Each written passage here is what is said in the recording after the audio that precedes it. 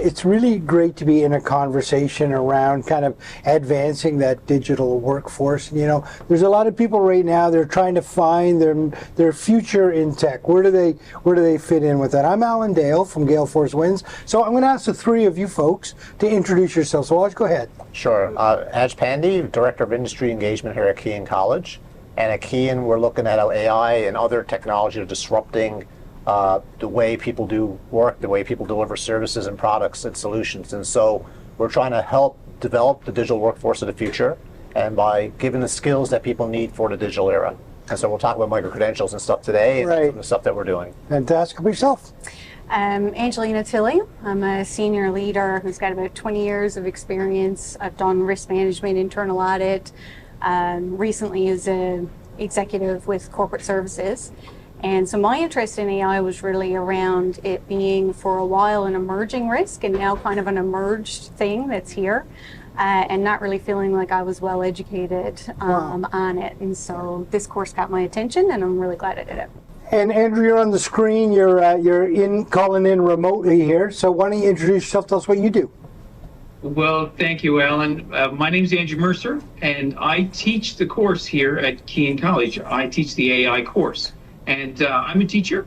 I've been teaching online for a long time. I think I taught my first class online in the mid-90s. So I've been teaching online around Newfoundland and Labrador specifically in high school since the early 2000s. Wow. So I've been around tech a long time. So when I can see when things are starting to move in really positive ways, and AI is something that is moving in a very positive way. Andrew, staying with you for a moment, tell me what digital transformation means to you. Well, like I just said, I've been around a long time. You can see by the gray hair. I was around when the internet really first started coming on mainstream back in the early 90s, and we saw that there was a real transformation at that time. And the adoption rate was kind of slow because people didn't know what the internet was. These days, people are enabled. They have computers, they have phones, they have a way to access AI today. So the adoption rates are really fast. So that transformation is happening fast. But really important at the core of it, artificial intelligence, it's just a computer system that's been trained to understand a large amount of information. So it's been trained to understand basically most of what we've done since the beginning of human history. So when we talk about transformation, if whatever your job is, whatever your hobby is, your career, your interests, AI has been trained on that. So when you talk about you personally transferring, like you becoming something, improving, changing skills, well, AI has been trained on that because it's been trained on pretty much everything. So it's as an agent for digital change, AI is fantastic. I want to tell you, your explanation is fantastic. Almost makes you want to do this course, you know. But you speak so eloquently about it. But to me, you have a great digital literacy, I'll say, for sure. And so, Aj, talk to me a little bit about what digital literacy means right now. It means different things in different sectors. So we're seeing different things across. So for instance, within the technology sector, the tech and L community, digital literacy is really about enabling their teams to be able to create products and services that are competitive, have the skill sets to really drive change and develop solutions that are globally having an impact. Now, we look to other jurisdictions as well, in other sectors. Digital literacy can mean in areas like municipalities in Newfoundland and Labrador, for instance, it's around cybersecurity, having the skill sets to protect themselves, having skill sets like with artificial intelligence, understanding there's a lot of concern, like is artificial intelligence going to take over my job? Is artificial intelligence ethically okay? And what we're doing with this course, and I'm excited to take the course, but what we're doing at a high level is really empowering people to leverage the benefit of AI. So that spans across different sectors and means different things. So let's dive into the course for a second. The course comes under this heading of kind of micro-credentials. Now, a lot of people aren't going to know what that means or how that looks or how they, how they get access to that. now you've just gone through the program, right? You just finished, right? So tell me then, from somebody who's just went through it, give me a synopsis of what a micro-credential is from somebody who just finished it. What I really liked about the format is that it was quick. So this isn't a program that's going to take you 6 months or a year to finish, but it was quite comprehensive. And we did go through, I felt like walking away, I had a really good understanding of some of the basic language when you're talking about artificial intelligence, some of the opportunities that it presents, a lot of the opportunities it presents. We talked a lot as well about ethics. We talked about what tools are out there, the different types of tools, the text, image, video, AI-enabled tools that are starting to emerge.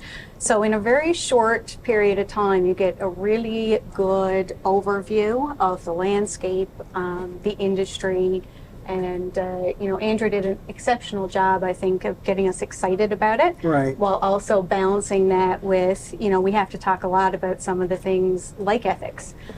So we talked a lot about, I felt it was a very, very balanced view. Right. Andrew, over to you now again. Now you've seen a lot of people come through your program. You're eager. I can tell by your smile. You're very passionate about this. So you're eager to kind of to train more people in this.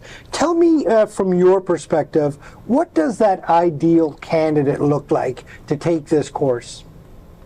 Well, Al, that's a really good question. Angelina is far too kind, but it's a really good question. I was saying earlier about how AI has been trained on the majority of the knowledge that we have in our recorded history. So because it's been trained on every aspect of who we are as humans, all of our careers, all of our hobbies, all of our interests, our disciplines, really it's very broad. Now, I will say that the thing that really excites me about that is the equity, because there's a lot of equality in AI, because no matter who you are out there in your discipline that you're in, you have access to such a powerful new tool to help you refocus or improve or change directions in whatever way you personally feel is fit for you. So in the question of who's the best candidate, boy, that's a big question. Everybody. It's a big one. It's a wide one. I think that there's a lot of people that can really benefit from it in lots of ways. But I will also say that the question of, we mentioned ethics already in here, and that's at the core of, I think that's at the core of how we should all consider how we are going to interact with AI. I believe that if we're informed, then we'll have better understanding of how we can, number one, use it, and number two, how do we want it being used in our society?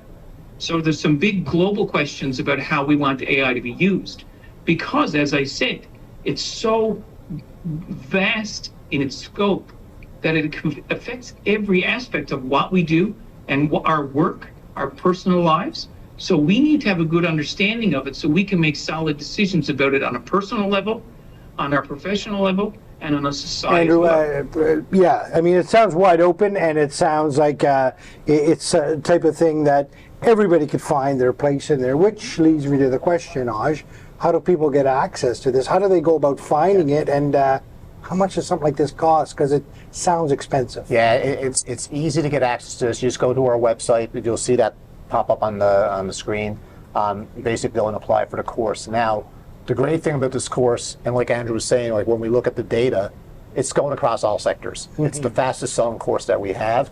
The course typically would cost $3,000, but through the Find Your Future in Tech program, it's free today. And that's amazing. That's a great initiative by the government of Canada through TechNL and other partners. It is expiring on March 31st, so we have limited seats left, and because this has been the fastest selling one of the things we want to articulate to everybody is, and to the community, if you're interested in this, please take advantage right now, because you can access it for free.